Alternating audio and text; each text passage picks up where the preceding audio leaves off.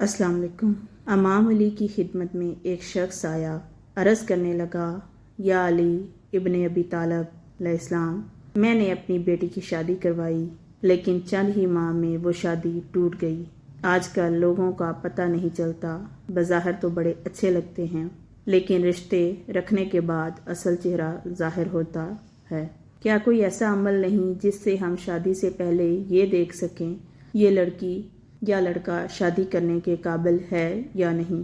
اس پر حضرت امام علی نے فرمایا، اگر تم اپنی بیٹی کے لیے رشتہ دیکھ رہے ہو تو تم لڑکے میں یہ دیکھو جو لوگ اس سے مرتبہ میں کم ہیں، حیثیت میں کم ہیں۔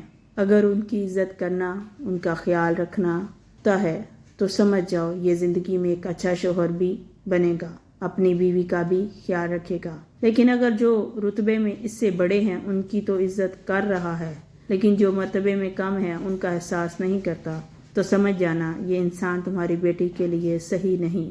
اتنی ہی دیر میں دوسرا شخص اٹھا، پوچھنے لگا، یا علی علیہ السلام، اگر ہم اپنے بیٹے کے لیے رشتہ دیکھیں تو کیسے پتہ چلے کیا لڑکی ہمارے بیٹے کے لیے صحیح ہے یا نہیں ہے؟ اس پر حضرت علی رضی اللہ تعالی عنہ نے فرمایا، جب اپنے بیٹے کے لیے رشتہ دیکھنے جاؤ تو لڑکی سے چند سوال پوچھو، تھوڑی دیر گفتگو کرو۔ اگر لڑکی صرف اپنی خوبیاں بیان کرتی رہے اور ہر بات پہ اپنی تعریف کرتی رہے تو سمجھ جانا یہ لڑکی خود پسند کے دلدل میں گرفتار ہے۔ لیکن اگر لڑکی اپنے گھر والوں کی بات کرے، اپنے والدین کی بات کرے، تو وہ لڑکی آنے والے وقت میں کسی بھی انسان کے لیے اچھی بیوی ثابت ہو سکتی ہے۔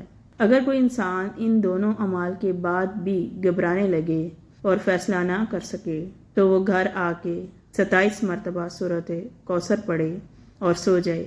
اگر خواب میں خوشحالی یا وہ لڑکا اچھے لباس میں نظر آئے یا وہ لڑکی اچھے لباس میں نظر آئے تو وہ انسان سمجھ جائے یہ رشتہ مبارک ثابت ہوگا۔